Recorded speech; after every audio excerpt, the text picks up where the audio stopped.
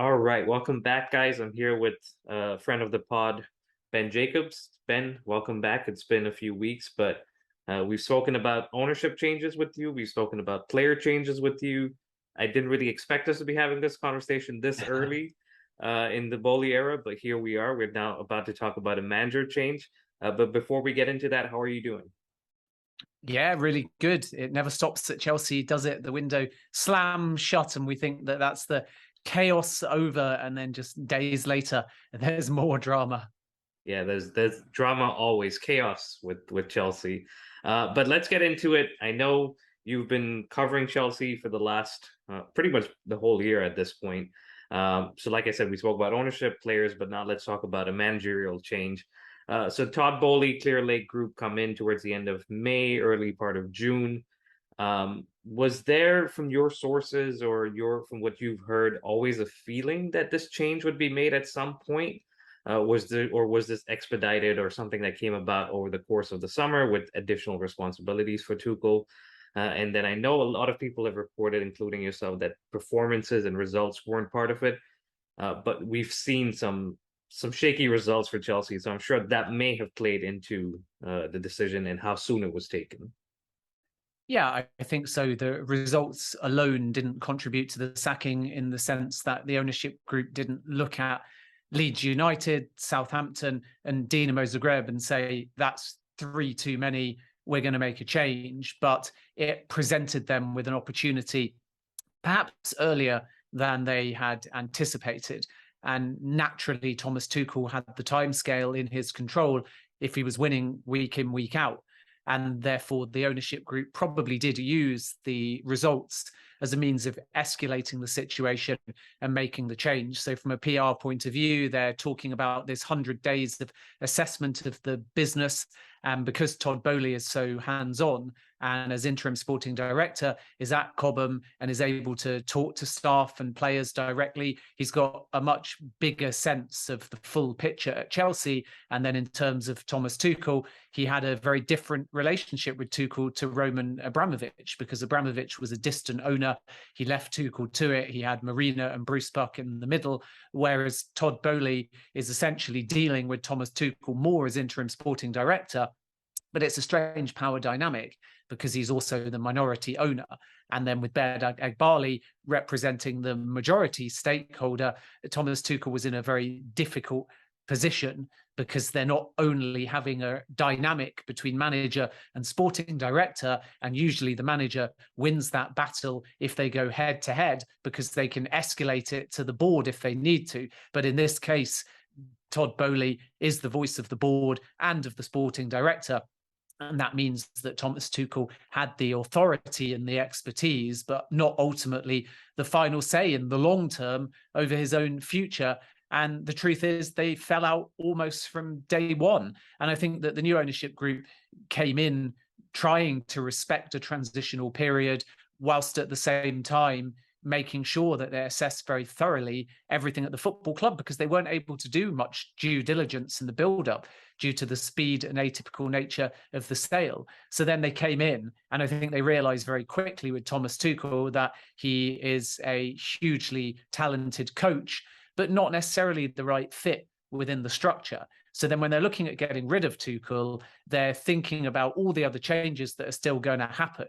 Is Thomas Tuchel right under a new sporting director? Is he right under a more data-led system? Is he right under a recruitment model that's prioritizing youth and pathways, because Chelsea are not going to spend 300 odd million in every single window?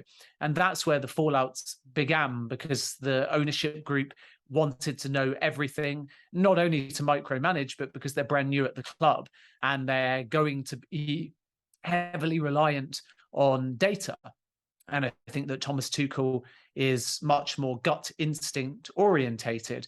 So on the one hand, they told Tuchel he would have full autonomy and they'd be empowered by his views. And on the other hand, whilst giving him that control and authority and seeing him pressurized by that and not always stepping up, they continued to delve into the data and have their own strategic meetings that led to different conclusions. Now, I must state there's two sides to every story. So Thomas Tuchel will no doubt tell a narrative around him winning a Champions League, him getting into cup finals and only missing out on penalties, and his pedigree suggesting that he was warranted to have that authority and say, and any interference in his training, his methods, his dressing room, his decision making was, in his view, unwarranted and unfair for new owners that were not only finding their feet at Chelsea Football Club, but within the football industry generally. And then the ownership group, I think, would argue that regardless of what decision was made, communication just broke down to the point where they were forced to take certain paths because Thomas Tuchel was not clear. And there's examples of that with Hakim Ziyech and Christian Pulisic, who were ultimately unclear whether they were going to be sold or not. Ziyech wanted the move to Ajax. Pulisic would have moved to Serie A if Juventus had made an offer. But then the next thing they know, they're in the starting lineup. With Lukaku, there was obviously some debate over whether he was going to be sold permanently or loaned, and whether there will definitely be this activation of the gentleman's agreement that gives him a second year's loan, or whether now under Graham Potter he'll be brought back to the club. And that was quite a divisive issue as well. Then I think what didn't help Tuchel was the fact that he got frustrated and openly criticised the instability. And I think that he was just quite fatigued from the backstory, the sanctions, the sale, all of which put a lot of pressure, and mental energy was required to deal with all of that. And then suddenly there's a whole new sweeping wave of change. And I think that contributed as well.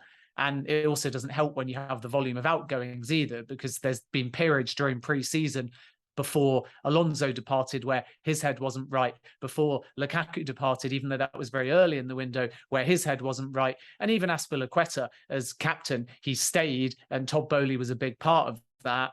But in the earlier part of the window, when Chelsea were in America, I think he was unsettled too, and anticipating a move to Barcelona at that point. So when you sort of add it all up, you get quite a mentally fatigued manager in quite a mentally and physically fatigued dressing room that aren't quite right, and in the place you'd expect them to be to start their season.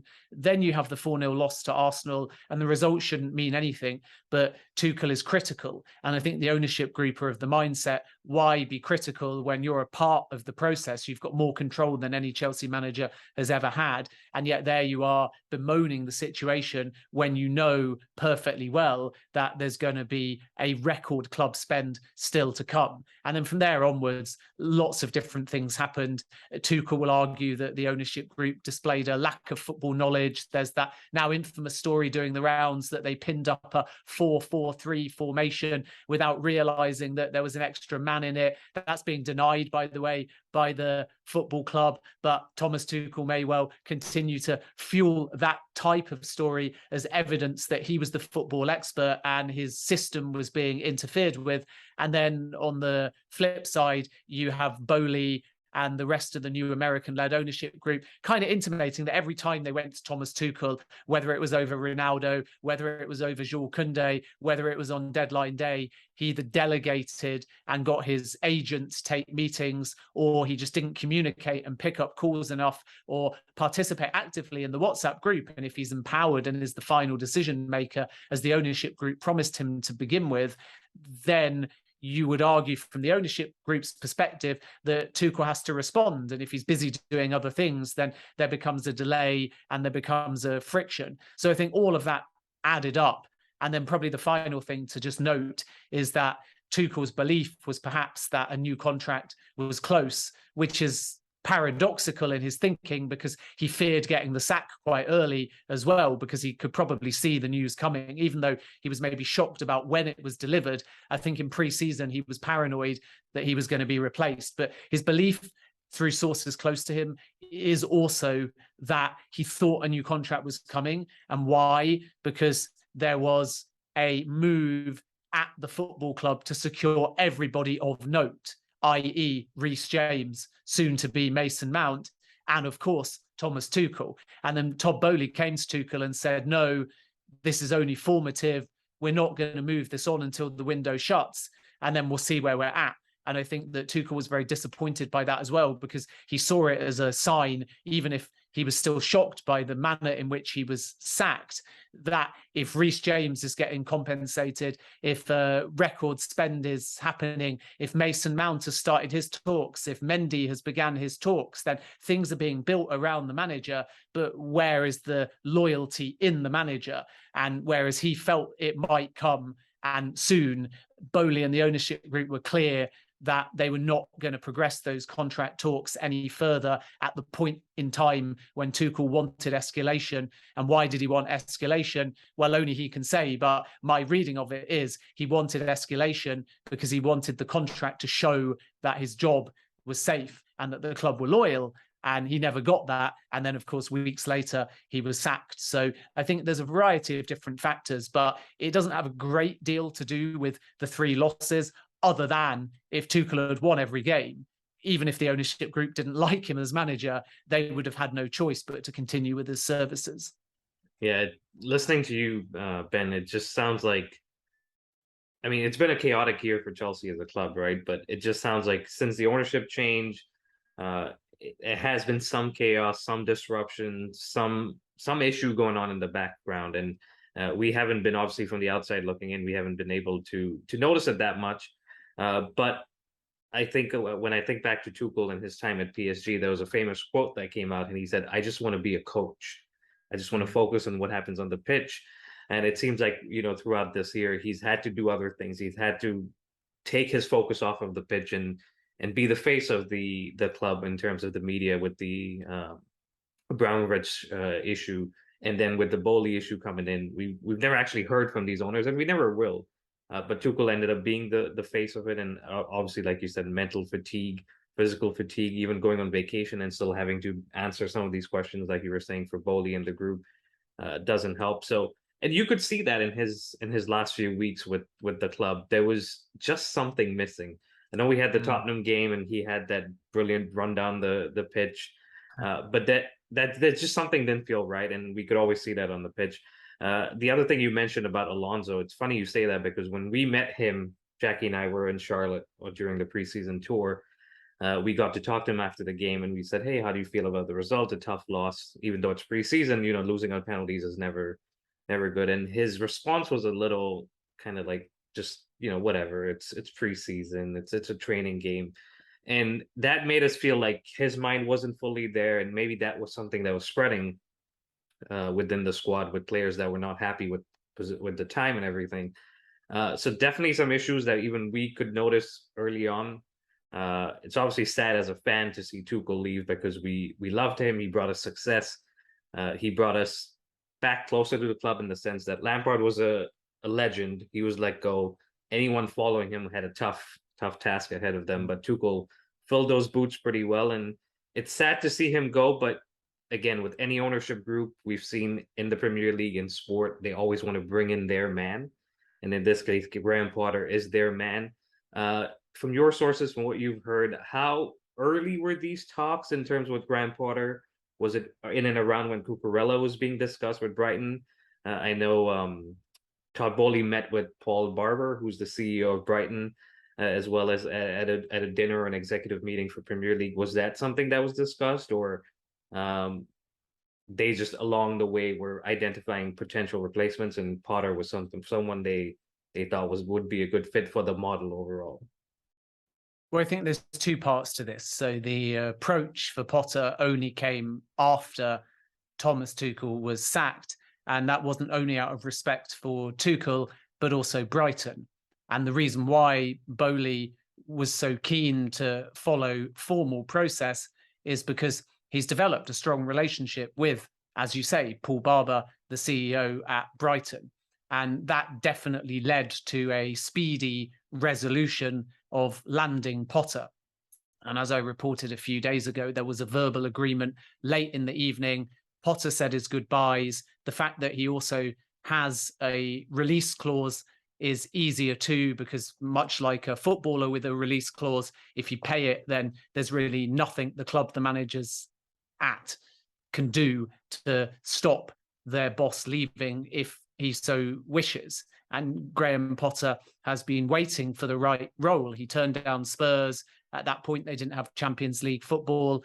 Chelsea offers him European football. His first game now will be in the Champions League, which says it all really about the step up that he's making. And because of that loss in Croatia, it's already a must-win game as far as Chelsea are concerned. So the actual hiring of Potter came after Dinamo Zagreb, but the speed at which it happened tells you that they had been planning this for at least a couple of weeks.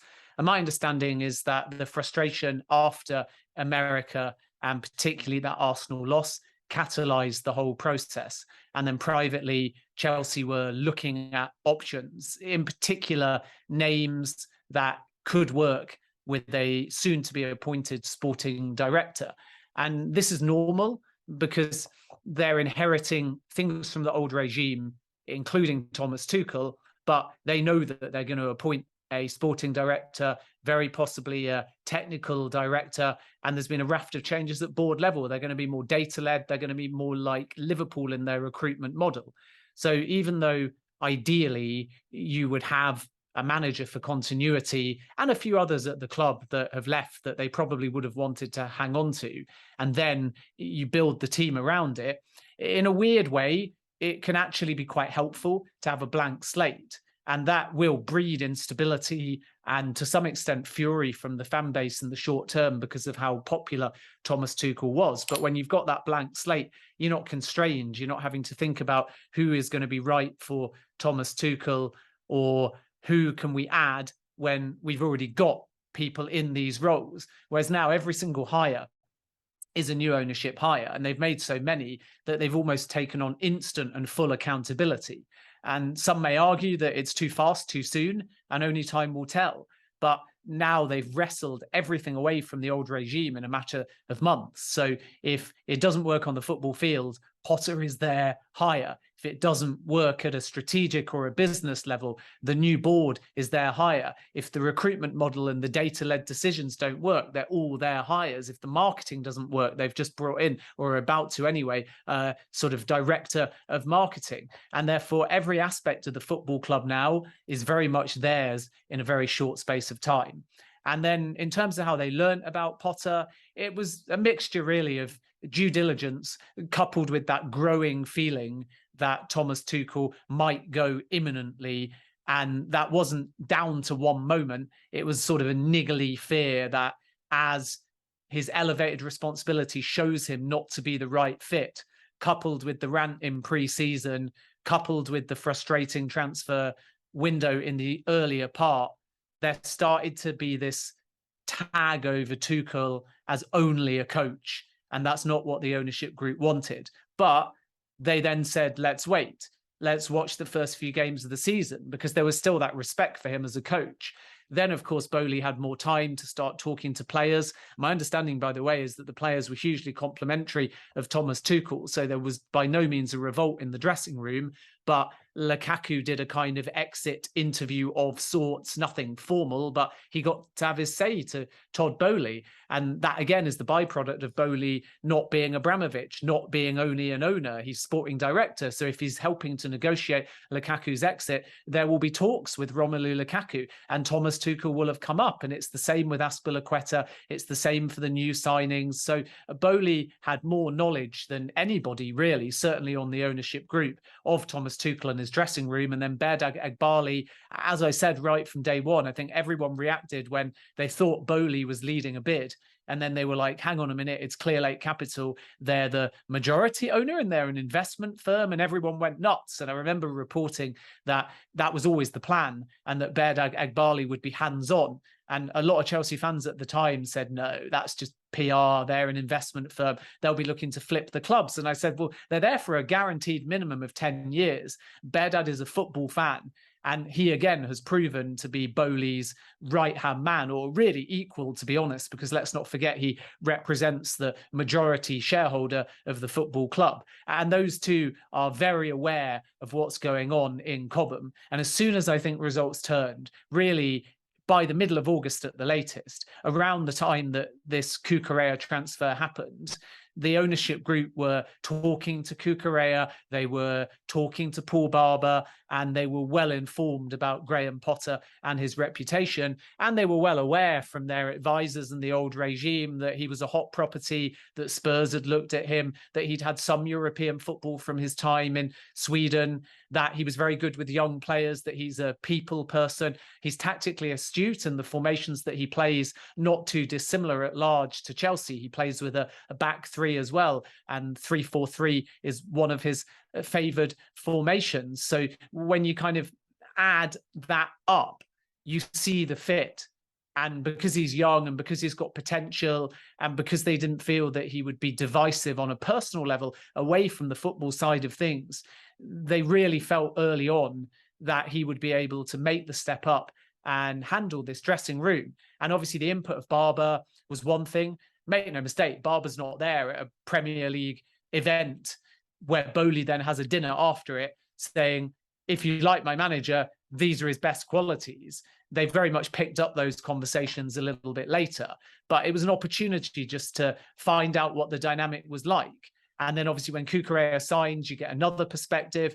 And the final thing to say is that Dan Ashworth recommended Graham Potter as well. And he and Potter obviously worked together at Brighton too. And let's not forget that the Chelsea owners hosted the Newcastle owners, and PIF, the majority owner at Chelsea, are part of the investment portfolio of Clearlake Capital. So Boehly Eghbali knows PIF and Amanda Staveley pretty well, and more so now because they're both managing Premier League football clubs, and Dan Ashworth is now the director of football at Newcastle United. So you can see very quickly that Boehly and Boehly have been able to make connections fast, and that allows them to get first-hand accounts of what is right and wrong for their football club. And I think people think football clubs are just rivals, and if someone calls up Dan Ashworth or Paul Barber and says, tell me about Graham Potter, they're going to go, no, not telling you anything, because why? Are you trying to spy on us, or are you trying to take the manager? We're not telling you a thing. It just doesn't work like that.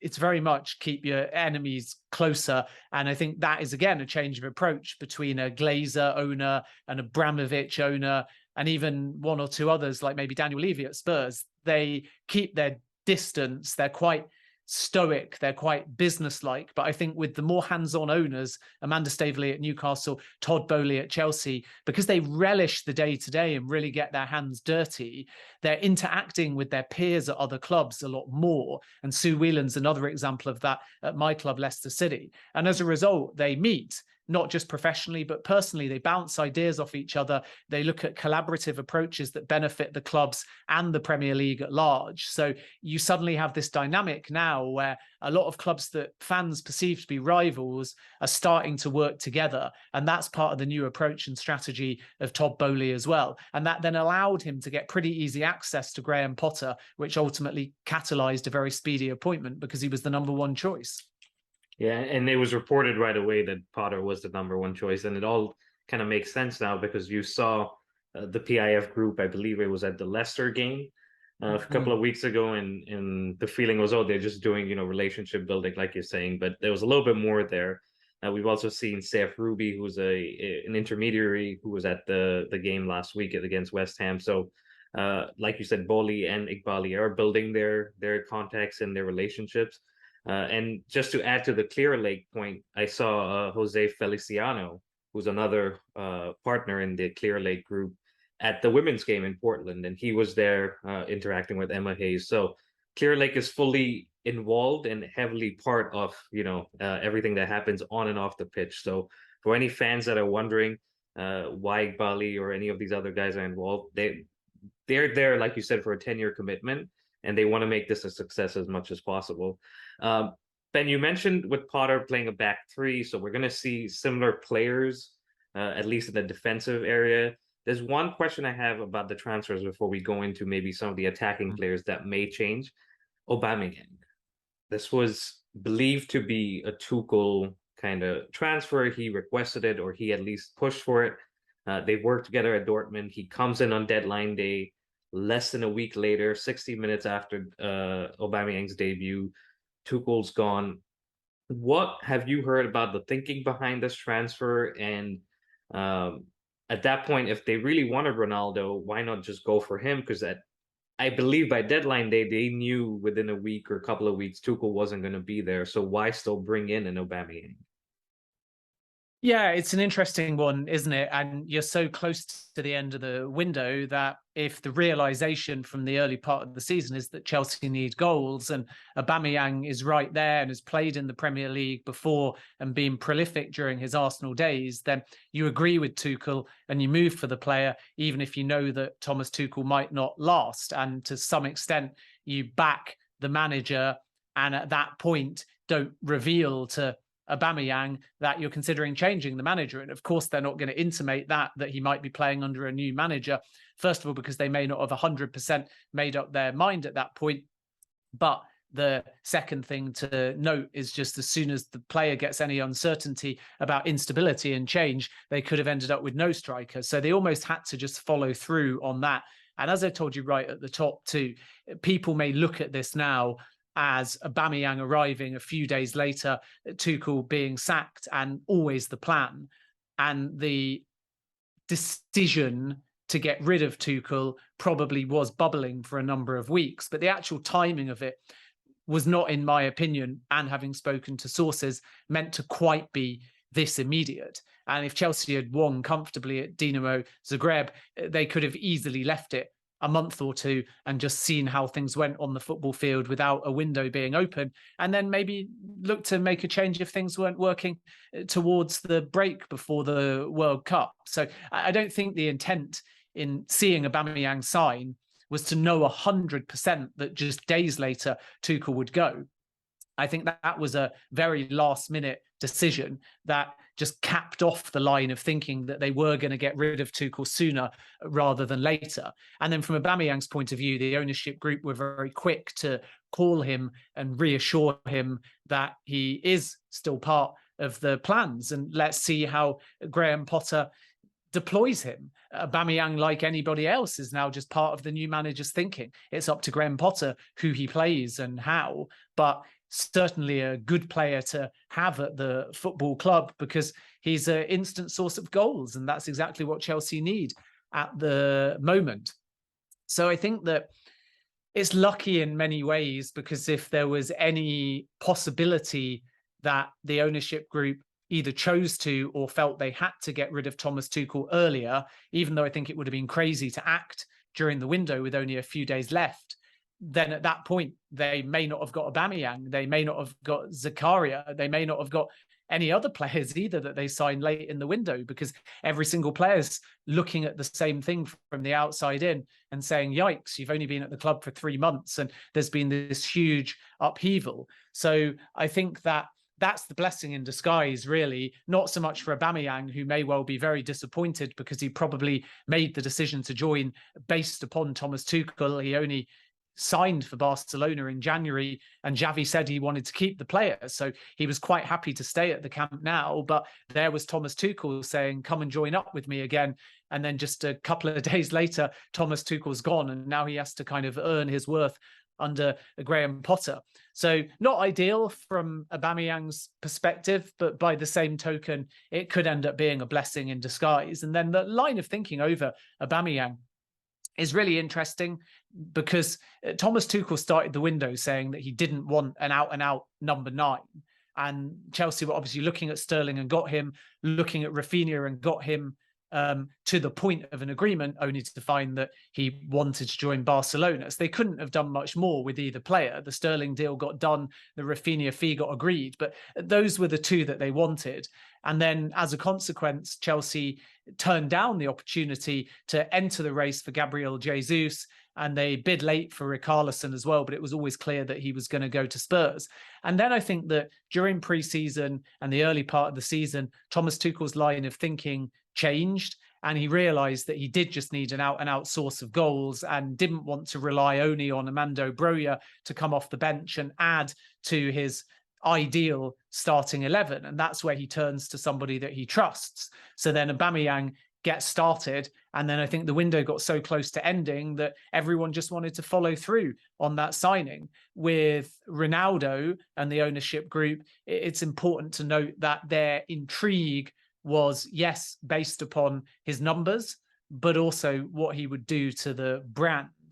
And that is a really key point to make, because Todd Boehly is essentially the same at the moment as a politician, as his sporting director anyway. He gets handed a document which is like a briefing from a team of football experts, and then he's got the information at his fingertips. But if you ask Todd Boehly to tell you about Ronaldo's style, about the last 10 seasons, about his development as a player, about his early Manchester United days, and so on, about where he changes his style through age, about his longevity, about his personality, all of that will only come from other people. It's not just there in Todd Boehly's brain. It's there in briefing documents. It's there through data. And every day he stays in this role and at the football club, he will obviously be able to develop that knowledge to be more innate. But right now he is reliant on information.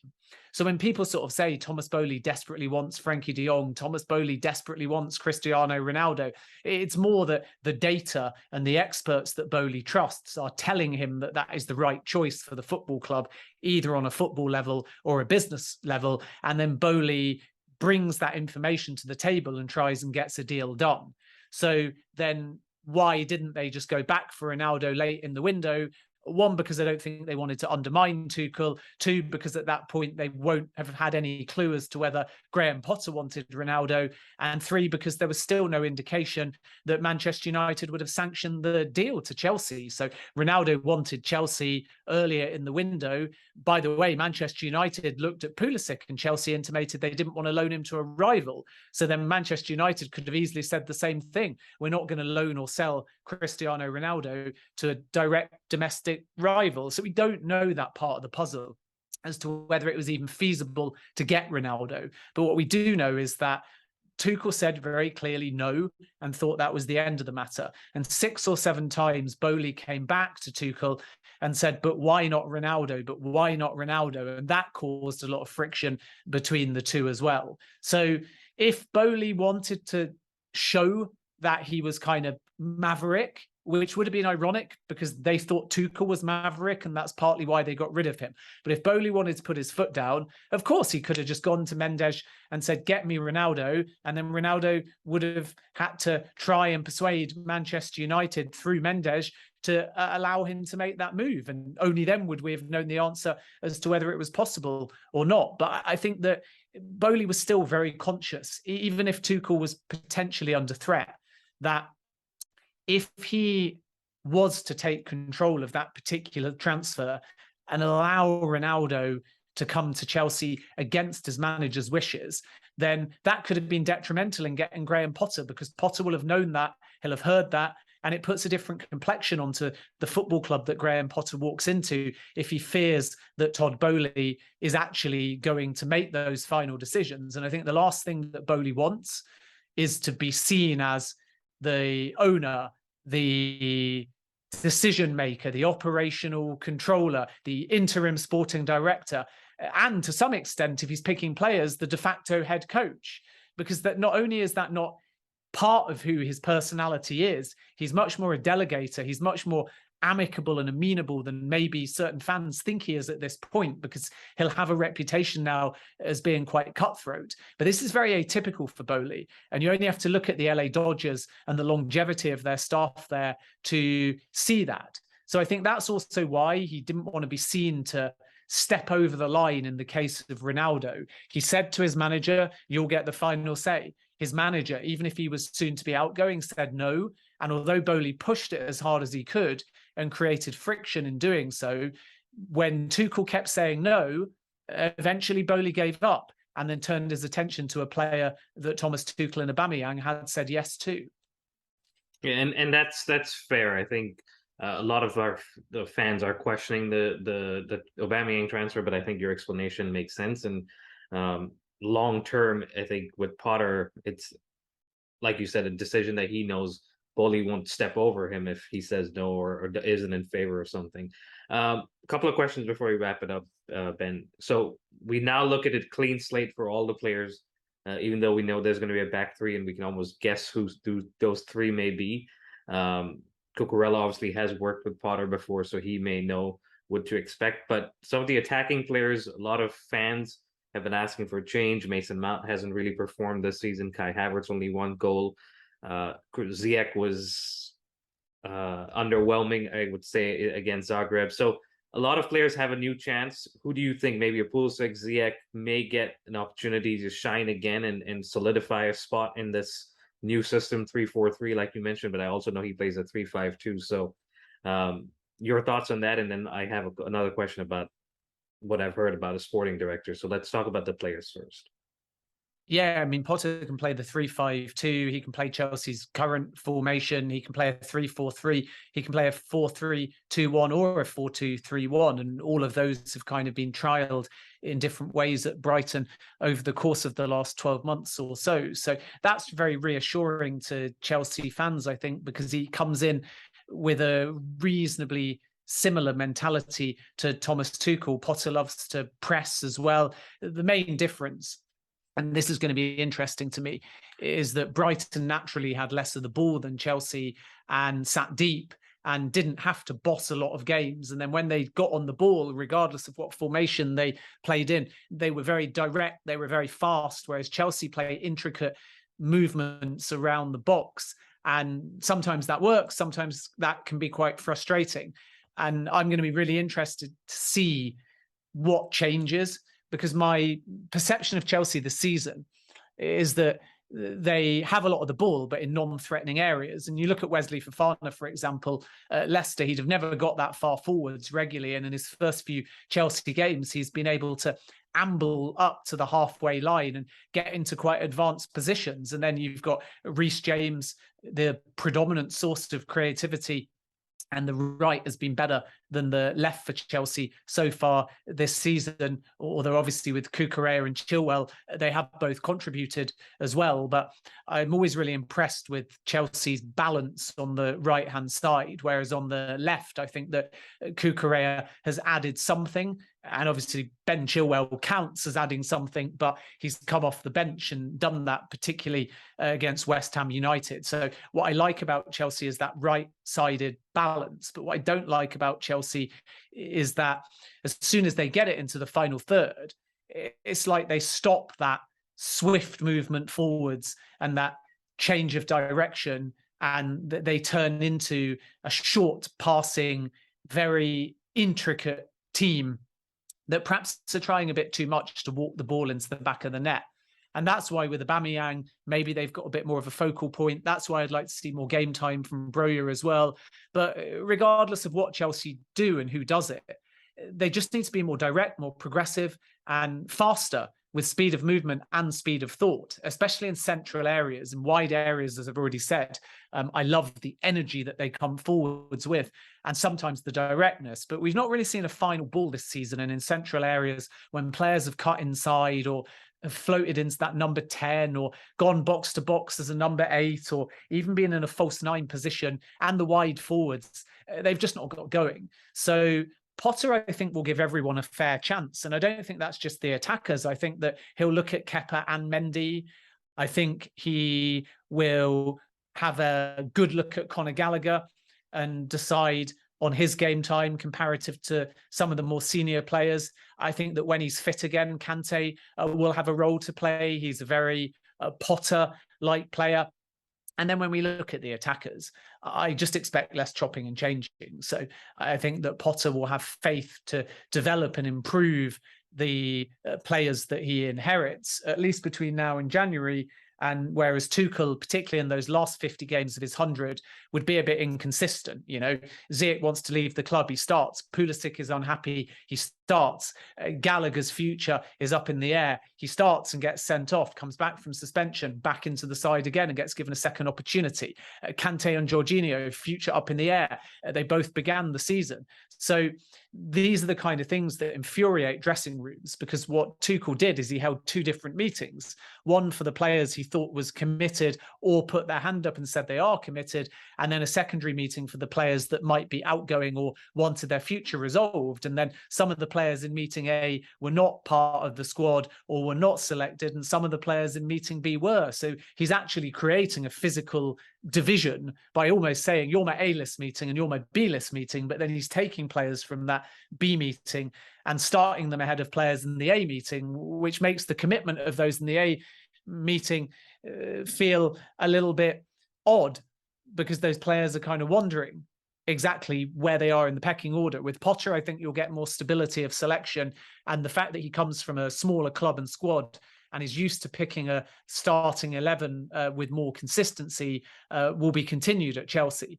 So then in terms of specifics, I think it wouldn't remotely surprise me if Christian Pulisic is the big beneficiary, because Potter's bag is about improving players. And Pulisic is not lacking in talent, he's just lacking in confidence. And if you look at a player that needs desperately to find that form between now and a World Cup, and if you look at how he plays as a lot more of a leader for the national team, if you can find a bit of form in front of goal and a bit more consistency of his passing and just get back that confidence. I think he's taking that fraction too much time on the ball, which tends to happen when a player isn't that confident. It's not as innate. You start to doubt yourself. And I think when confidence is the problem and a new manager comes in and really manages you, that can make all the difference. So I think there's big scope for him to improve and be more integral. And then Ziyech is one to watch because he was unhappy under Tuchel, but who's to say that he won't relish a second opportunity under Potter? Just look at Jorginho under different circumstances. He wasn't that happy. He was open to a move. Koulibaly arrives. They're really good friends. And now Jorginho is loving life at Chelsea. And that sounds an odd point to make, but tiny marginal gains can make all the difference. It's the same with any of us. If you don't love your job and then one day a new hire joins, they sit next to you and you click, then every single day you're sitting next to a friend and you're quite loving your job and you've got someone to have a drink with after work. And I think that's the same with like a new signing like Koulibaly for Jorginho. It just energizes Jorginho, and to some extent any new signing, the dressing room, and naturally it's the same with a new manager as well. So I think Pulisic will be the big beneficiary. I think that Broja could also find himself playing even more. And I think that Aubameyang is one of those 50-50s. Let's see what direction Potter goes in. And then, of course, the other key question is going to be Ben Chilwell, because whereas I think under Tuchel, if both were fit and there were three centre-backs that were playing in Koulibaly, in Silva and Fofana, then Cucurella is going to play in his preferred position as an inverted left-back or a straight left back, right? And then most would say if everyone's fit and you were picking your ultimate Chelsea team right now, as of today, with everyone on their form, everyone on their full potential, I think most Chelsea fans would pick Ben Chilwell there over Cucurella, but it's an interesting debate. Whereas with Potter, he knows and likes Cucurella and was extremely sad to see him go. So where does that leave Ben Chilwell? And I think that's really interesting because there's depth everywhere for Chelsea, but where there's a real headache decision for me is in that left wing back or inverted left back position. Is it Chilwell or is it Cucurella? And I'll just be really interested to see who Potter picks. Yeah, I'm definitely interested in that left wing back, left center, left back position, because like you said, we have two excellent players. One knows the manager, but one's almost coming into form with his last week's heroics against West Ham. And it almost feels like every time Ben Chilwell has dropped down the pecking order against an Alonso, in this case a Cucurella, he almost steps it up and forces his way back into the first 11. So it's definitely an area that as we're going to be looking out for. And I think in the attack, like you were mentioning, we are slow, we are predictable, we are not direct sometimes, and I'm looking forward to seeing how Potter changes that and gets us ticking a little bit better, and ultimately getting goals up on the score sheet. It almost feels like at this point we're 7 games into the season. It's a new start. We're starting our season from this point forward. Obviously, there are no games this weekend, rightly so, but Potter now gets some time to work with the players for the next 3-4 days going into that Salzburg game on Wednesday. So hopefully we see a different Chelsea, where we should usually bounce back with the manager change. Ben, you spoke about the sporting director. We've heard a few names. You and I have actually spoken about a few names over the summer. Does Potter now play a role in identifying who this is, or is someone already been identified who picked Graham Potter, and so now they are going to kind of it's going to be the reverse, and Potter has to work with this person? How do you see this going? Yeah, there's conflicting messages from different sources, but my understanding has always been that there is not a sporting director in waiting yet. There's a variety of candidates that have and will continue to be considered, and therefore Graham Potter will help with almost the final stage of the process. But there's still multiple names that Chelsea are looking at with a view to getting somebody in probably within the next month or 6 weeks at the latest. And that will obviously depend on the candidate as well, because certain candidates might either be attached to a club or have a period of gardening leave to see out. And I don't think that that's really going to affect the decision. If there was a free agent available today versus somebody that took the job today but couldn't start until November or December because they've got to wait 3 months, then Chelsea would wait 3 months. But they absolutely want the new sporting director and possibly a technical director as well in place by the opening day of the window. And opening day of the window, by the way, is not as you and me see it. Opening day of the window is probably 3 or 4 weeks before the window starts. Let's just say the 1st of December, because if the window opens and someone walks through the door, that puts a very different complexion on your prep and how far behind you might be on certain deals. One of the advantages, though, is that Todd Boehly's done the job. And I've said this many, many times that right now Chelsea fans will look at Todd Boehly as interim sporting director and they'll judge the window retrospectively and they'll be very impressed by the ambition. Some fans will be delighted with the arrivals. Others might be more focused on some of the targets that have missed out. And everybody will be relatively reassured by the level of spending regardless, because it sort of shows that the new ownership group are prepared to match the levels of spending and in fact surpass them comparative to the old regime. So I respect and appreciate that people will have different opinions on the window and on Todd Boehly right now. But one long-term advantage of him being interim sporting director is that there's not an owner I can think of, not at an elite level club, that has been in this position as a operational controller, as chairman, as minority owner, and with Boehly Eghbali, a majority owner as well, who have been so hands-on, who have had so much face time with the players, who are aware of all the agents, who now understand the negotiation process. Heading into January, that's really going to help because the new sporting director will be able to almost shadow Boehly for that month prep until the window opens and get a real sense of what's being prepped. And then the other thing that will help Chelsea is just January windows, even in a World Cup year, are always slower than summer windows. So Chelsea, I think, will probably look to strengthen the midfield area as their main priority. And then they might add an attacking option, whether that's a forward or a more creative-minded player. And then from there, what's the situation with the goalkeeper, or now goalkeepers, plural, because Mendy hasn't had a great start to the season and Kepa could still want to leave. And then they'll be looking at young players as well. So they'll be back for Edson Alvarez for sure. And then I think they'll be looking for one other more creative-minded player.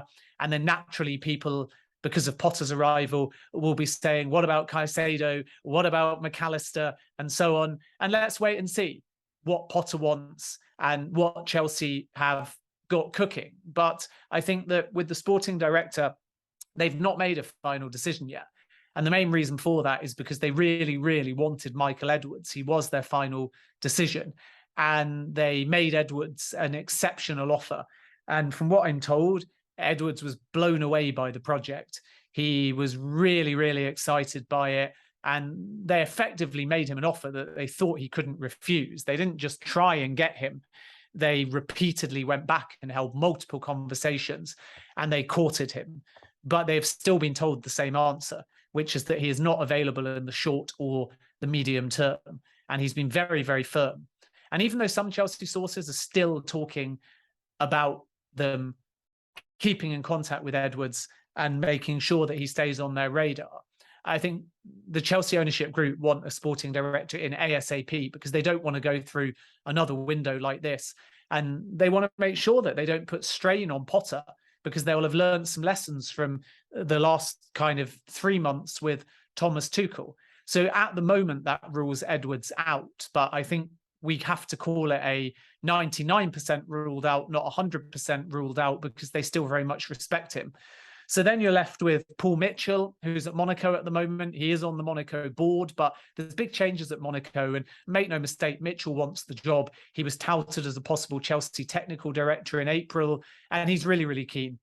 And I think that there'd be no problems whatsoever getting him to leave Monaco. So that's one to watch. What's interesting about Mitchell is that he worked with Pochettino at Spurs and they had a tremendous relationship. So if Mitchell was close or Mitchell was in waiting, then could that have influenced the decision-making to go for Poch over Potter? And the fact that they went straight for Potter without any real serious conversation with Pochettino probably again illustrates that Paul Mitchell has not yet agreed anything, much like any other sporting director. And then you got Bertra at Atletico Madrid. Atleti have shot that one down. There's been no approach yet. And then some say Maxwell is being considered, who used to be at PSG. My understanding is that's not the case, and that although Maxwell might have been explored, the manner in which he left PSG, albeit with Luis Campos coming in and new ownership, was not ideal. And I think that there are some question marks about Maxwell and his experience and suitability for the role. So I think another name to watch, only because when Chelsea owners first came in, he was definitely a name that they explored. But I think the more they learn about Maxwell, the more doubts there are. And even with Mitchell, it's going to be very interesting with Graham Potter to see if that changes the dynamic. Because if you've got an inexperienced manager at this level who's young, then you've got an inexperienced ownership group in this industry, despite the fact that they've got excellent pedigree outside of it. If you then brought in a hot, up-and-coming young name as sporting director, then where's the experience? And that might change their line of thinking a little bit now, which is why Potter's input, I think, is going to be very important, because if he's comfortable with the sporting director, the contact book, the level of experience, he's already bringing a recruitment specialist anyway to Chelsea, then I think that will finalize the line of thinking within the ownership group into what direction to move. So I think it's quite a smart decision to give Potter some of the say rather than just bring somebody in.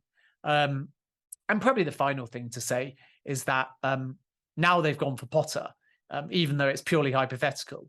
I think in an ideal world, if Dan Ashworth had been available and not gone to Newcastle, I think they would have taken Dan Ashworth all day long, unless, of course, Michael Edwards had taken the job. But it's just unfortunate that Ashworth isn't leaving Newcastle. He's heavily invested in that project and he's only just joined. So that's the example of obviously a perfect fit, but it's one that is unattainable to Chelsea at this point. So we're no closer to a sporting director at the time of recording, but what we do know now is the process, that Potter will have a say and that they are obviously looking to appoint that sporting director before the World Cup.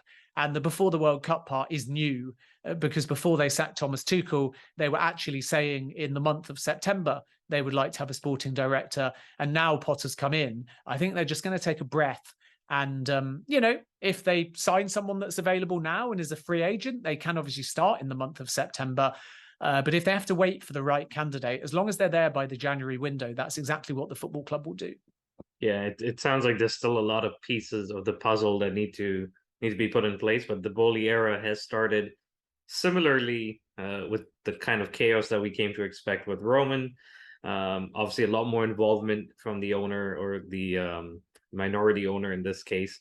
But we look forward as Chelsea fans. That's all we can do is look forward to what the club will go on to achieve over the next month, next few months and season, of course. Graham Potter walks into a job that is definitely a step up from Brighton. No disrespect to Brighton. He walks into a locker room where he looks around and he sees Reece James with the Champions League medal. He sees Mason Mount with the Champions League medal, players that are significantly younger than he is. How does he manage the situation, and what expectations do you think the board, Boehly, are going to put on him for the season? Before I let you go, that's my final question. Well, I mean, I think the first thing is that Graham Potter is not walking in solo. He's got a team, Right. and that team that have come from Brighton have been managing and coaching and recruiting for a smaller football team on paper and in terms of resources that are currently fourth in the Premier League. So Graham Potter's reputation is big, and any young player will know that. They're not going to see the manager and say, you're inexperienced, we don't respect you. And everybody also talks about Potter being up and coming as well. And he is in terms of the progression, because he was only at Ostersund in 2011 and he left that club in 2018. So then after 2018, he's gone to Swansea, to Brighton and to Chelsea, all in a 4-year period. And that's why people talk about the rise. But let's not forget that Graham Potter is 47 years of age. He's not a 37-year-old manager like Amorim at Sporting. And he's been in a number of different dressing rooms too from his senior playing career, such as Birmingham and Stoke and Southampton and West Brom. I think he had a loan spell at Northampton as well. So each of those experiences as player and as manager will have given him different egos and different scenarios. And then he's educated, he's got a master's degree, he knows how to handle people. So there will be an instant respect for Graham Potter. And there has to be, because a lot of the names that you've mentioned, say like Reece James, for example, or a Ben Chilwell, these players that are part of the England setup and who were the FA looking at as a possible successor to Graham Potter, to Gareth Southgate, Graham Potter. So they will know from talking to others, and Cucurella can tell them firsthand what kind of manager he is. And then there's always handover and there's always transition. So not absolutely everyone on the football department side of Chelsea that was under Tuchel is going to leave. So training doesn't just change overnight. Dressing room mentality and culture doesn't just change. And there's a mutual respect as well. So Potter won't come in and make wholesale changes. I don't see him changing the captain, wildly changing the formation. I still think that he'll give a chance to the core players under Thomas Tuchel. And then because there's others that are out of form, he'll have some decisions to be made. And really what this Chelsea room want is unity. They want openness. They want transparency. They want a manager that talks to everyone as a group so they're aware of the plan. And then they want a manager that talks to people individually. So if you're not part of that day on day, if you're not part of the ideal starting 11 or squad, then where do you fit in? Are you a Champions League player? Are you a smaller game player? Are you a cup player? And I think Potter will just take his time to build that respect through the group and through individual relationships. And that's ultimately his strength. But I don't think you're going to see any huge disrespect. I think the only interesting thing is just that every manager is obviously entitled to have their own decisions over players. And when you're a new manager, he doesn't have to put any promises or faith in players that are new to the football club. So if he decides that his back three is Cucurella, left-sided defender, with Ben Chilwell and then Thiago Silva, and then on the right-hand side of the centre-backs Fofana, then where does that leave Koulibaly? If he decides that he's not going to start Aubameyang, then he's made no commitment to do that. It's not his player. He didn't have any conversations with Aubameyang before he joined. So there's one or two players, I think, that will sweat in that respect, because Aubameyang may turn around and say, well, at my age, I only made the move because Tuchel told me that I was going to be playing in all the big games. And Graham Potter may say, sorry, you're not. Who knows? There's no indication that's what he's going to do specifically with Aubameyang or with Koulibaly, but I just use those two as examples, and Zakaria is another one. You know, you get brought in on loan, and then does Potter have other ideas? We have to wait and see. But I think that the risk is not really in the dressing room side and winning over the players, because a new manager brings a new energy and tends to unify a dressing room in the short term. And I think that Potter will have no problem doing that. I think the risk comes in the fact that, you know, Chelsea have just got difficult games coming up, having already lost 3 matches. They've got a massive Champions League game away at against Salzburg at home, and then they've got a Liverpool game. Liverpool, and yeah. if you get a backlash from Liverpool, who also had a very poor result to Napoli, and then if the Salzburg result doesn't go according to plan, then there becomes kind of immediate pressure on Graham Potter. And I think that's the challenge, that everyone knows it's a risk because he's never done the Champions League. He's never been in a dressing room this size. He's never had these resources. He's never had this budget. So the risk for me is not in getting the players to respect him. The risk to me is in getting the players' confidence up instantly. And that's not just down to respect.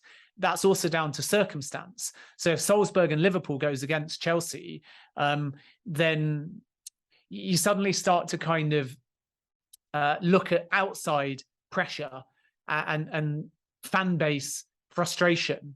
And that's kind of why, honestly, I would have quite liked Chelsea, even though I fully respect, obviously, the decision of the FA and the Premier League, and huge condolences as someone with great affection for the Queen. So I'm not in any way saying this last point as I wanted them to play despite her passing.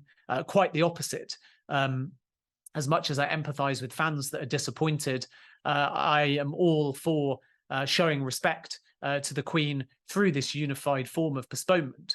But if you take that out of the equation, if you look at the fixtures, I think away at Fulham would have helped Potter, even though he'd have had less time to prepare for the Champions League, because I think away at Fulham is a win for me. And then you enter a home game against Salzburg with instant momentum, and then you get a home result against Salzburg, and there's maybe a kind of building process. And then you've got a home game against Liverpool, who are out of form.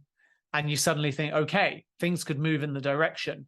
And then from there, actually, Chelsea's fixtures are okay for me, at least in the Premier League. They've got, I think, away at Palace. They've got home to Wolves. They've got away at Villa. They've got, I think, away at Brentford. So that's a really good run of games for Graham Potter, because they're matches that you expect Chelsea to win.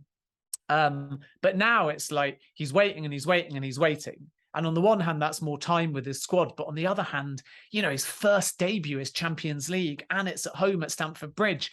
And it becomes risk reward, because if he wins it, it's like phew. And then again, the same momentum that I've already alluded to. But if he loses it, then it's suddenly Liverpool at home straight afterwards. And then that's back-to-back home games, and fans get a bit jittery. So I personally, if I was Potter, would have probably liked to just be unveiled, go straight to Fulham. I think they'd have beaten Fulham. And then, you've got something to bring into the Champions League. But I understand it from both ways. There's probably Chelsea fans that would argue the gap helps him prepare for Champions League, gives him more time with his players, and will benefit Chelsea come Salzburg. Yeah, I see it both ways too. And like you said, I think it would have been nice to see him make his debut as manager this weekend, but he has those 2 games, and then I think he has an international break again, which adds more time.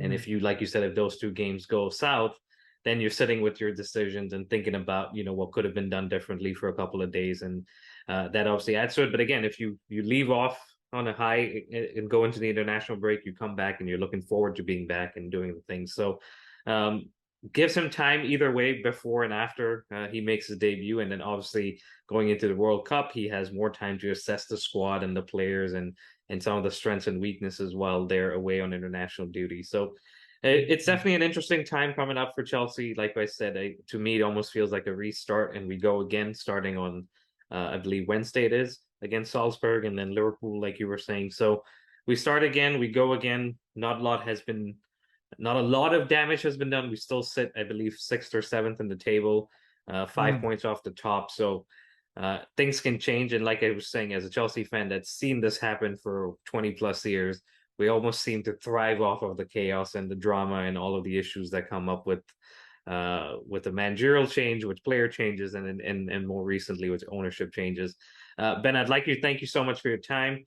It was great chatting with you, as always, and we'll definitely catch up in the near future. But guys, it's a new era. Boehly era has begun. It has gone the same way as the Roman era did initially, but it seems like, at least with what they've done with the Dodgers, they do tend to give their manager, especially their person, some time. So hopefully that will be the case with Potter, and he brings success and wins success with Chelsea as well as for himself. And and everyone's happy, and the pieces of the puzzle, like I was saying, fall into place, and things go well for us. But Ben, we'll talk again soon. If you don't follow Ben already, it's Ben Jacobs on Instagram. I beg your pardon, on Twitter, and on Instagram it's Ben David Jacobs.